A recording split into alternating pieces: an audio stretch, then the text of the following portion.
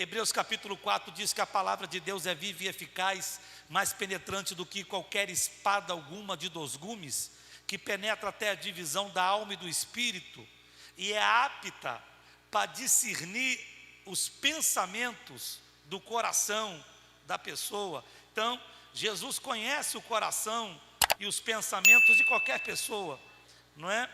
Quando um dos atributos de Deus, não é? E hoje também de Jesus, Deus, não é? É a sua onisciência. A onisciência é o poder que tem de se penetrar na mente e no entendimento de qualquer pessoa. Jesus Cristo, ele tem esse talento de Deus na vida dele. Aí diz a primeira frase: um certo doutor da lei veio tentá-lo, achar algum dolo, alguma coisa que pudesse incriminá-lo. Mestre, o que farei para herdar a vida eterna? E Jesus pega ele naquilo que ele mais conhecia. Jesus diz: tu conhece a lei, você conhece as escrituras, você sabe o que a lei diz, você conhece o Levítico, você conhece o livro, a Constituição de Israel, você conhece toda. Aí esse rapaz diz: eu tenho feito isto. Jesus diz: então continue fazendo e viverás, serás feliz. Em outras palavras, pare de me perseguir, pare de viver de religião. Eu não sou religião, eu sou novo nascimento. São João 3, necessário vos é nascer de novo. Quem não nascer da água e do Espírito não pode ver o reino de Deus, entrar no reino de Deus. Jesus não veio implantar religião, Jesus veio estabelecer o reino do céu na terra através da igreja e trazer aqui o novo nascimento, né? Ontem faleceu o cantor Lázaro, né? E ele tinha um dos refrões das músicas mais conhecidas dele ainda bem que eu vou morar no céu, né? Ainda bem que eu vou morar no céu. Para morar no céu tem que ser nascido de novo. Para morar no céu não tem que ser religioso, tem que ser nascido de novo. Então Jesus estava ali dizendo para aquele doutor da lei, para aquele homem, para aquele religioso: pratica. Aqui, primeiro, Jesus estava quebrando a autoconfiança daquele homem. Jesus disse: você conhece a lei, você conhece Levítico, você conhece as escrituras, você conhece o que diz a palavra. Aquele homem era um homem autoconfiante, usando o que sabia de melhor, conhecia de melhor, para tentar manipular Jesus e pegá-lo num crime. Só que ele não sabia que Jesus ali não era apenas um homem, Jesus ali também era Deus. Que o Levítico, que esse doutor da lei passou a estudar e se tornou mestre, foi criado pelo próprio Deus, pelo próprio Cristo que estava ali. Porque no princípio era o verbo, e o verbo era Deus, e o verbo estava com Deus. Jesus é Deus. Jesus já dizia: eu e o Pai somos um. Quem ouve a mim, ouve o Pai. Quem ouve o Pai, ouve a mim. Na oração sacerdotal, capítulo 17 de São João, Jesus disse: Pai, que eles sejam um, assim como eu sou um contigo. Então, o Pai e o Filho é a mesma pessoa. Ali Jesus estava quebrando a autoconfiança dele. É muito perigoso quando nós fazemos alguma coisa durante muito tempo e deixamos de buscar a excelência naquilo que se faz. O sucesso não está em fazer, o sucesso está em fazer com excelência. em você ser acima da média. A autoconfiança, pelo exercício de se fazer alguma coisa todo dia e todo tempo, tem a tendência de nos fazer deixar ou não fazermos mais com excelência. E o diferencial do nosso trabalho e do serviço que se presta, seja ele qual for, não está em fazer, mas em fazer com excelência. Por que José, no Egito, chama a atenção de um general, um comandante de exército chamado Potifar? Porque José, ele não era apenas um faxineiro escravo, ele era o melhor faxineiro que tinha. José não era apenas um limpador de banheiro, um limpador de cozinha, um passador de pano no chão. Ele passava o melhor pano no chão. Potifar olhava assim para o chão e era como espelho, dizia: eu tenho que promover esse cara, pô.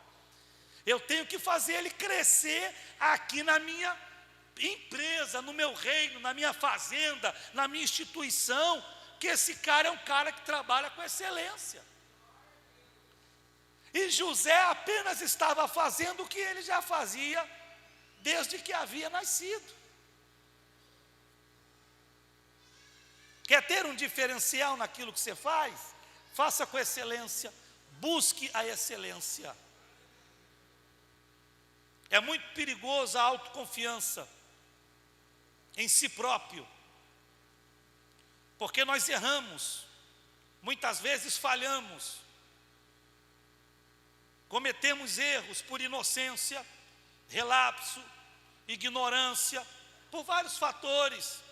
Erramos, somos pessoas, não somos perfeitos, estamos buscando a estatura de varão perfeito, e quando alcançamos essa estatura, você não fica um dia a mais na terra, porque terra não é lugar de perfeito, perfeito é só no céu.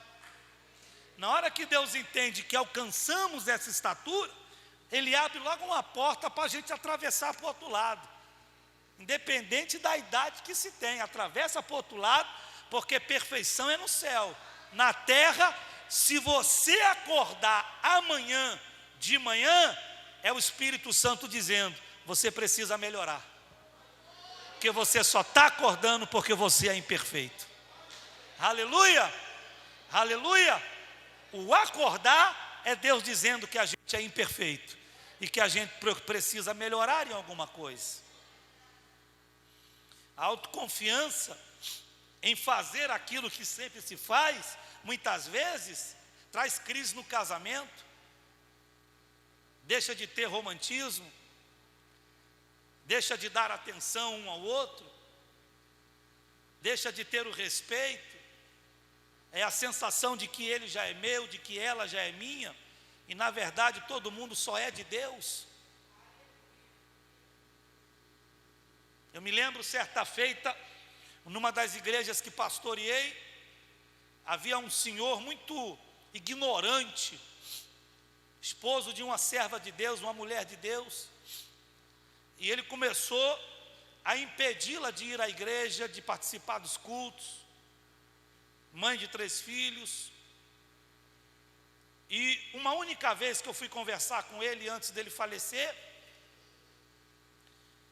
tentar conhecê-lo um pouquinho, ele disse para mim com cara fechada, disse: pastor, a mulher é minha, quem cuida dela sou eu. Ponto, só falou isso para mim. Falei, ok, agradeci a atenção dele, fui embora. Só que bateu menos de um ano, esse homem pega um câncer, e o câncer vai crescendo dentro dele. A informação veio, a esposa dele falou: pastor, o senhor pode ir lá orar pelo meu marido? Eu digo: posso, mas eu só posso se ele pedir. Se ele não pedir, eu não posso, nem você pedindo. Não, pastor, estou aqui porque ele pediu. Falei: então posso. Aí fui, cheguei, entrei no quarto, encontrei um homem deitado na cama, quimioterapia já não dava condição mais de curá-lo, a rádio, os tratamentos haviam se esgotado, já estava dando a metástase, os médicos mandam para casa,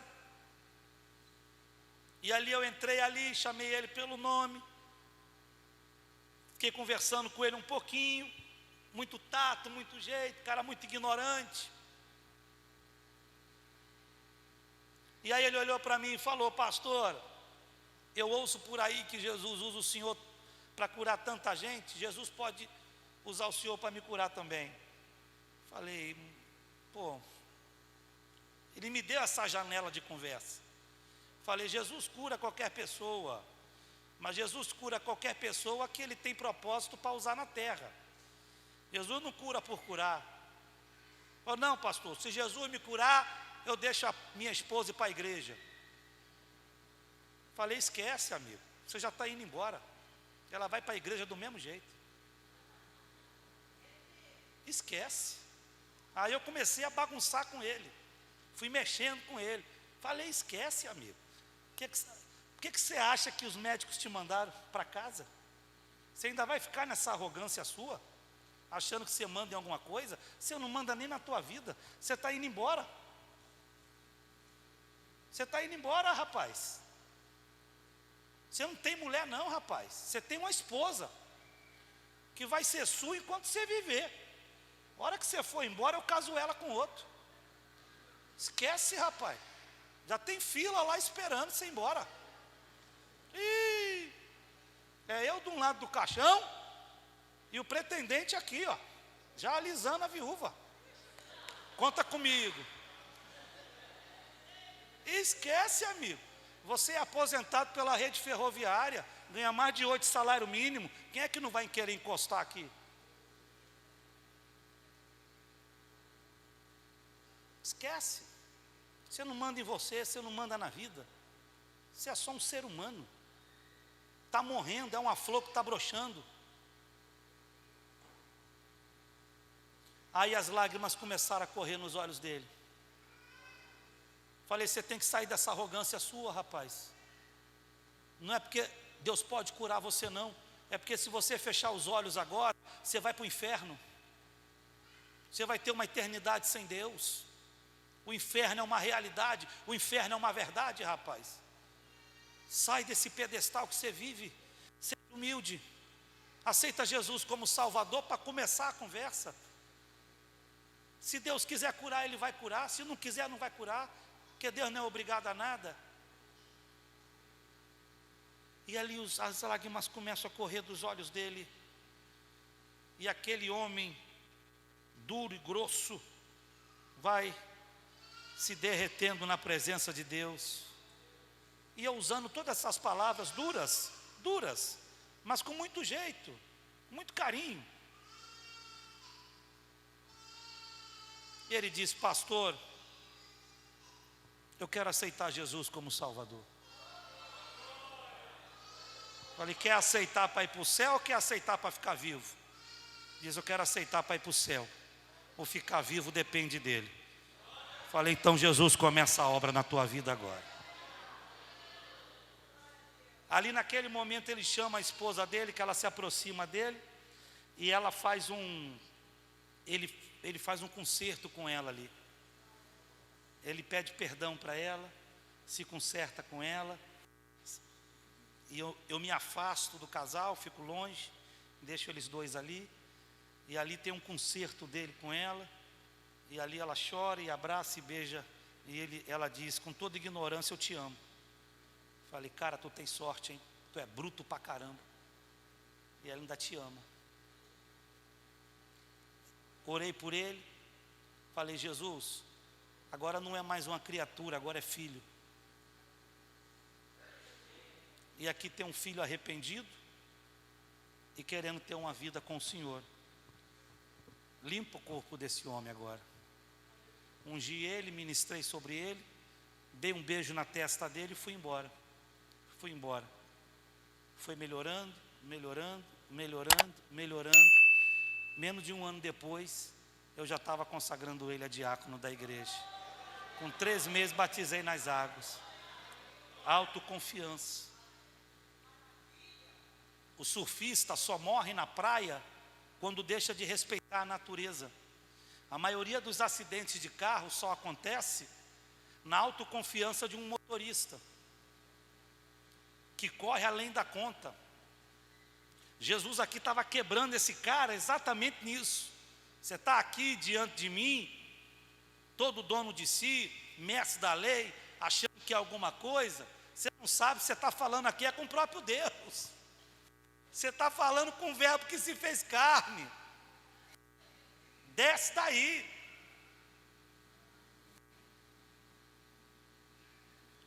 O Espírito Santo quer que você entenda nesta noite que Deus te capacitou e te ungiu, seja de forma ministerial, espiritual, profissional, mas tudo aquilo que Deus te colocou para fazer na rotina do seu dia a dia, no ministério que você exerce diante de Deus, na igreja, na família, você tem que procurar fazer com excelência.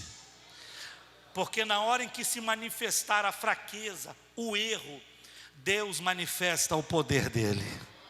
E aquilo que tem tudo para dar errado, Deus faz dar certo. Aleluia, aleluia, aleluia. Segunda coisa que Jesus ensina aqui para esse cara, quando ele diz assim: mestre, que farei para herdar a vida? Como é que eu faço para ser salvo? Jesus, ele explicou para ele o seguinte: vive o que prega, vive o que ensina, vive o que você estudou, vive o que você conhece. Jesus fez ele, olha que coisa tremenda e pedagógica, Jesus fez ele falar com a boca dele, com os lábios dele, as leis do mandamento. Ele falou: não cobiçarás a mulher do próximo, não roubarás, não matarás, não dirás falso testemunho. Isso é ele falando, ele falando. Jesus usando ele para doutrinar ele mesmo. Aí quando ele acaba de citar textos dos mandamentos, Jesus só fala uma frase curta e simples: então faz isso aí e vive. Pô, isso é tremendo. Se fosse hoje, Jesus falaria o seguinte para ele: amigo, vive o que você prega, pô. Você não conhece, você não estudou, você não é o cara, você não é o mestre, você não é fariseu, você não ganha para isso, não tem salário alto, agora vive o que prega.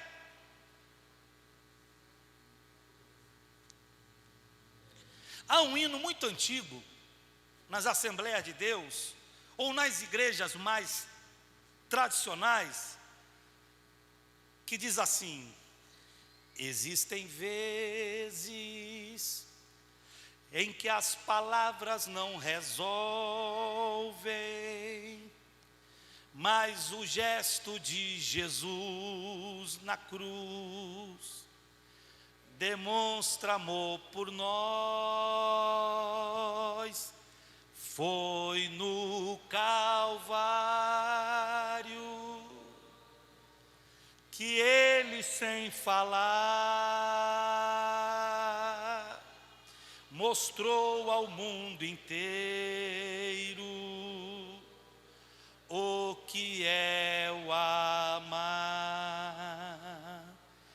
A pregação de um pregador não está no microfone nem no altar de uma igreja. A pregação de um pregador está lá fora. A pregação de um pregador está no trabalho. A pregação de um pregador está em casa. A pregação de um pregador está na sociedade. A pregação de um pregador está dentro do seu próprio lar, pregando com a sua vida, pregando com a sua palavra, pregando com o seu exemplo e fazendo Jesus resplandecer nas suas atitudes.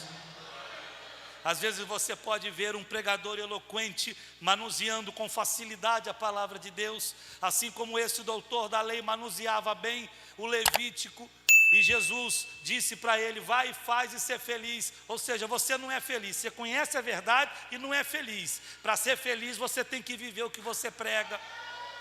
Aleluia, aleluia, aleluia.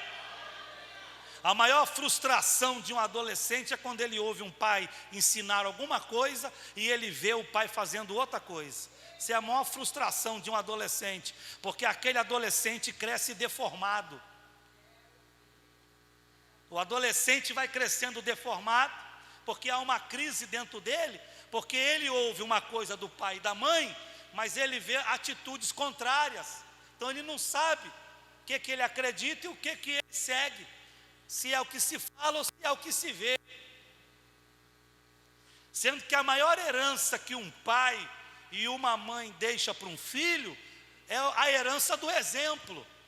Você pode não ter uma casa própria para deixar, você pode não ter uma herança para deixar, você pode não ter um carro para deixar, você pode não ter um imóvel para deixar para o seu filho, mas se você tiver exemplo, teu filho pode ser pobre de marré, marré, marré. Se tiver exemplo do pai, ele vai vencer na vida, conquistar na vida, crescer na vida, e tudo que você não teve, ele vai ter, pelo exemplo que você deixou para ele. Aleluia, aleluia, aleluia. Levante as mãos e glorifique a Jesus.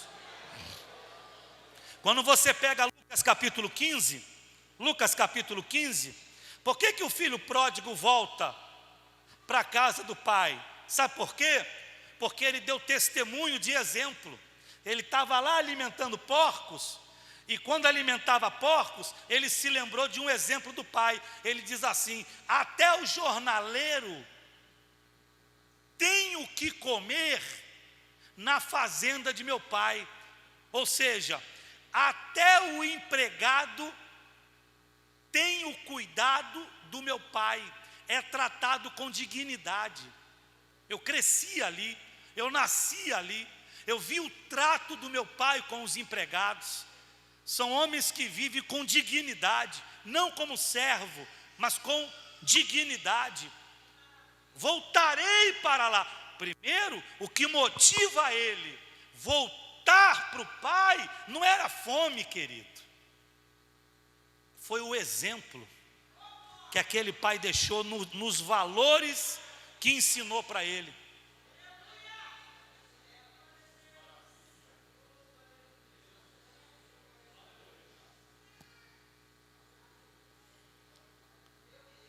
Aquele pai ensinava tantos valores de família para aquele filho, que esse filho caçula, quando ele procurou o pai, diz assim: pai, dai-me a minha parte por herança, para que eu vá embora.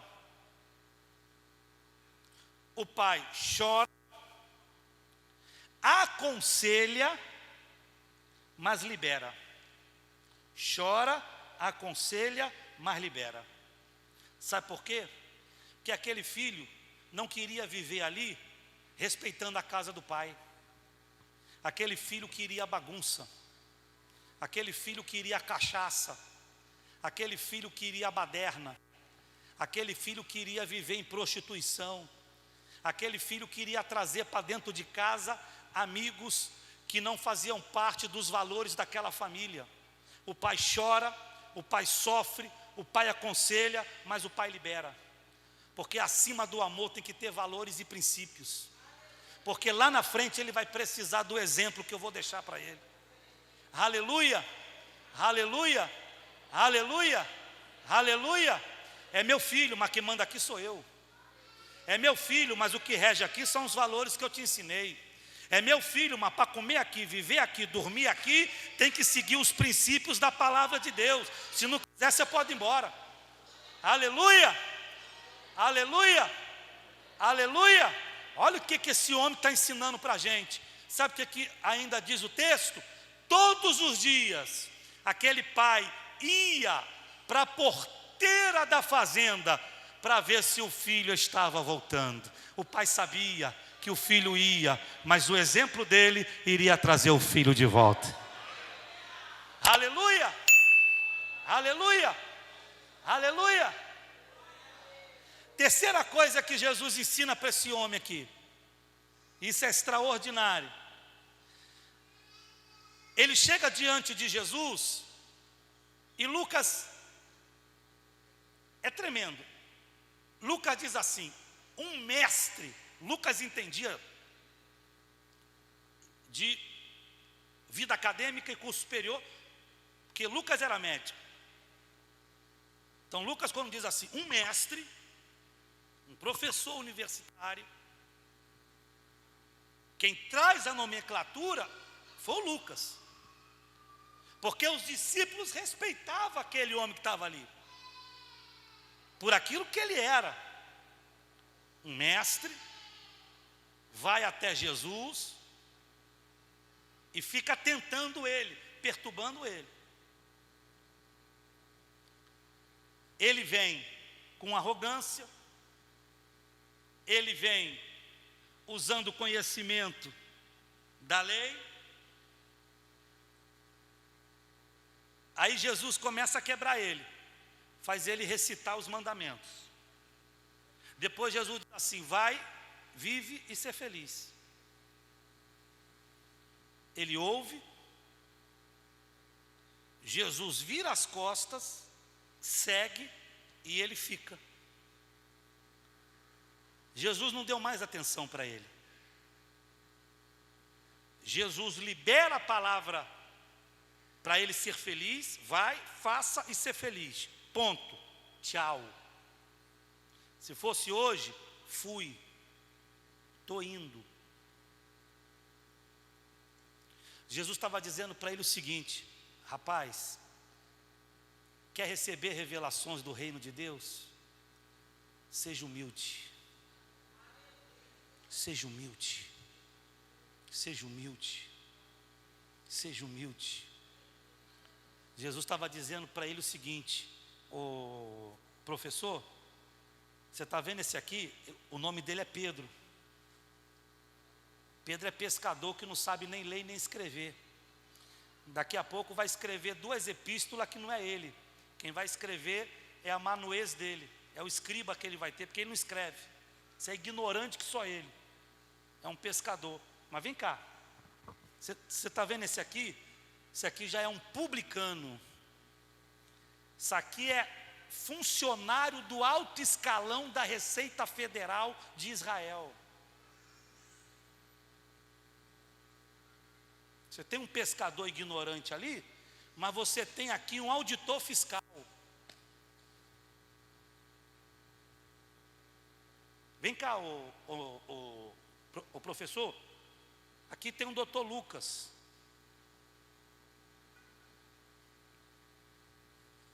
Você tem todo tipo de gente aqui, de profissão, de pessoas, ricas em cultura, ignorante em cultura.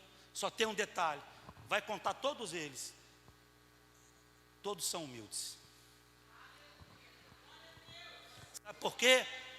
Porque eles aprenderam de mim, que sou manso e humilde de coração. Aleluia. O salmista diz assim: um coração quebrantado Deus não despreza. Irmãos, quando a gente entra na presença de Deus dizendo: eu quero, eu preciso, me dá, Deus não ouve. Mas quando você entra: tu és grande, tu és poderoso, tu és maravilhoso, tu és a minha vida, tu és o meu Salvador, tu és tudo para mim. Ali você começa a inclinar o ouvido de Deus para a tua oração, porque um coração contrito Deus não despreza. Aleluia, aleluia, aleluia, aleluia. A humildade abre portas que o dinheiro não abre. Humildade abre portas que o dinheiro não abre. A humildade faz os grandes da terra se curvarem a pequenos, se chegar na presença deles com humildade. Aleluia, aleluia. Jesus ali estava quebrando a arrogância daquele homem, a soberba. daquele homem, dizendo para ele: não se conquista o reino de Deus com títulos, se conquista o reino de Deus com humildade. Humilde é reconhecer que sempre tem que aprender. Humildade é entender que a gente nunca sabe tudo e está aberto para aprender.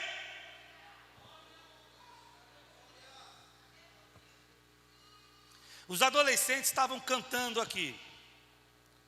90% dos adolescentes que estão aqui hoje, com exceção de muito pouquinhos que chegaram agora, a grande maioria eu vi no colo da mãe.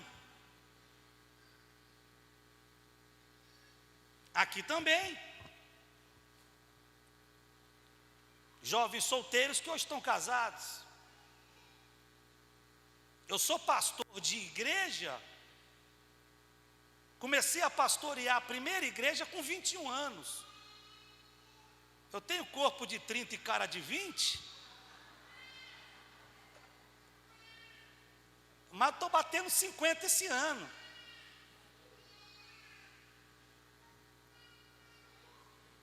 Eu vou para mais de 25 anos pastoreando igreja. Eu não posso pensar que com esses anos que tenho de pastorado, eu tenho competência para pastorear de adolescentes dessa geração. Porque a minha geração de adolescente foi uma, e eu estou já passando por várias gerações de adolescentes pastoreando, e essa geração é outra. Eu tenho que me preparar para eles. Senão eu perco eles para o mundo. E você que é pai e que é mãe, é a mesma coisa.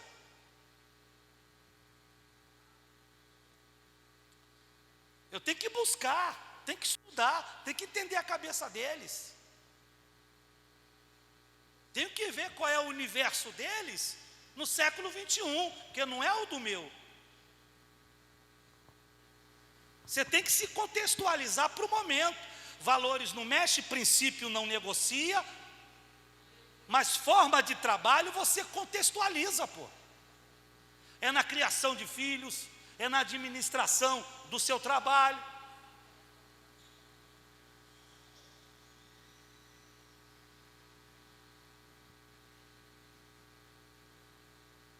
Senão eu perco os adolescentes. Tem que buscar, pedir para Deus me ensinar. Me ensina, me ajuda. Às vezes a cabeça não acompanha.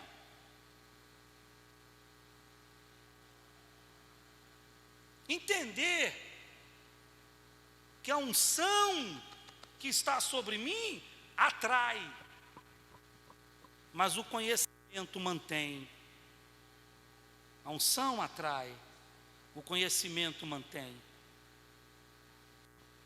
E o conhecimento é uma busca. Você pode ensinar para os seus filhos, ou deve ensinar, os mesmos valores que seus pais lhe ensinaram, mas a forma de ensinamento é outra, pô. Nossa época era a época do couro, do cinto de couro, do chinelo de couro. Nunca se vendia tanto couro como naquela época. Era cinto de couro, chinelo de couro, né? Meu pai tinha um chinelo lá que só servia para bater.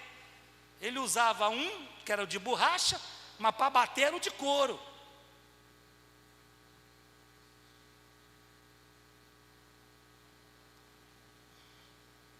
Hoje não é mais assim.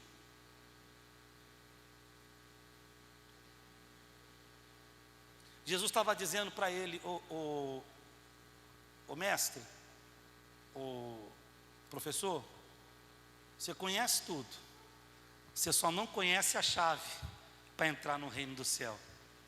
É a humildade. Seja humilde, seja humilde, seja humilde. A humildade ela é tão tremenda que Jesus não manda a gente aprender a ser humilde com ninguém. Jesus manda a gente aprender a ser humilde com Ele. Não vou dar referência nenhuma de humildade para vocês aqui na terra. Não vou dar. É ele dizendo isso. Vocês querem referência de humildade? Olhe para mim, que eu sei que eu não erro. É isso que ele está dizendo aqui. Aprendei de mim que sou manso. Jesus dormia na casa de Zaqueu, funcionário do alto escalão do governo de Israel. Mas Jesus também com os discípulos dormia na casa de uma prostituta. O Zaqueu, com tanto dinheiro, não teve a dignidade que uma prostituta teve, de pegar o que tinha de mais valor, que era um vidro de alabastro, para ungir os pés de Jesus. Humildade.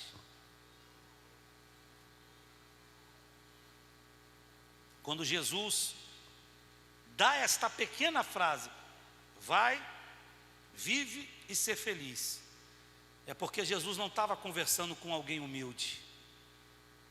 E arrogante você despreza. Sabe o que diz sobre o arrogante? Tiago fala que Deus resiste. Deus não ouve o arrogante, mas Ele dá graça. Olha o que diz Tiago: aos humildes. Aos arrogantes Deus vira as costas, mas ao humilde Deus estende a mão. Aleluia. Por gentileza, estenda suas mãos, por favor. Feche os seus olhos, por gentileza. Glorifique a Deus. Glorifique a Deus, glorifique a Deus. Glorifique ao Pai, glorifique ao Filho, glorifique ao Espírito Santo. Na humildade que se tem, Deus não se cansa de projetar você. Sabe por que Deus projeta quem é humilde? Porque o humilde, ele nunca diz, eu que fiz, eu que realizei, eu que cheguei, eu conquistei. O humilde, ele não pega a glória para ele. Você pode ter feito tudo, mas na hora que você conquistar, você vai dizer, Deus me deu, Deus abriu a porta, Deus me deu vitória, Deus me fez chegar, Deus me segurou com as mãos. Aleluia! Oh, aleluia!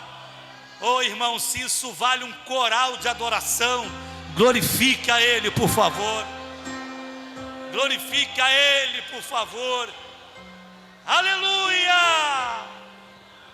Glória a Deus!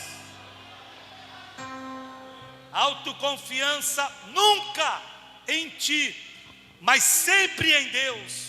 Em Deus eu vou, em Deus eu confio, em Deus eu chego, em Deus eu faço, em Deus eu luto, em Deus eu avanço, em Deus eu conquisto. Aleluia! Oh, aleluia! Aleluia! Por favor, guarde esta palavra do coração de Deus diretamente ao coração da Santa Igreja, como alimento para conquistarmos nesse final do mês de março. Saiu uma pesquisa essa semana dizendo que o mês de março até o dia 20 já é considerado o pior mês de toda essa pandemia, o mês mais letal, o mês mais cruel. Está sendo esse mês que nós estamos nele hoje, que nem terminar ainda terminou. Você está passando por ele, porque Deus segurou na tua mão. Você está passando por esse mar cruel, porque Deus segurou na tua mão e está dizendo, vamos, porque eu sou contigo. Aleluia! Eu quero junto com vocês, por alguns momentos, fazermos um coral de adoração a Deus. Vamos fazer da forma que você quiser, que você puder, que você bem desejar. Namore com Jesus aí agora. Libere para Ele os melhores glórias que você tem. Levante as mãos e adore o nome de Jesus. Oh, aleluia! Respire fundo e libere para Deus os melhores glórias que você tem. Oh, Deus!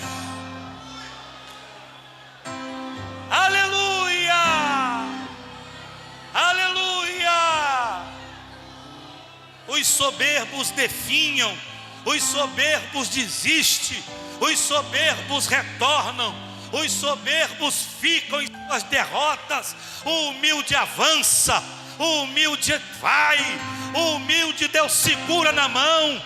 Deus manifesta o poder dele, é na sua fraqueza, é na sua humildade, para que a glória seja dele e nunca seja nossa. Aleluia! Quando você manifesta fraqueza, é quando ele diz: eu seguro e estou contigo aí agora. Oh, aleluia! Irmãos, eu estou sentindo a presença de Deus aqui nesta noite. Tem uma vitória, doutor Rafael, queridos irmãos, para mim e para você nesta noite. Ainda neste mês de março, deixa eu profetizar isso aqui. Estou sentindo uma inspiração de Deus. Levante sua mão direita para receber a palavra profética. Ainda nesse mês, hoje é dia 21, 22, não é isso? 21, ainda nesse mês de março, Deus vai abrir uma porta que vai surpreender a tua casa. Assim te diz o Senhor. Aleluia! Aleluia! Aleluia! Aleluia!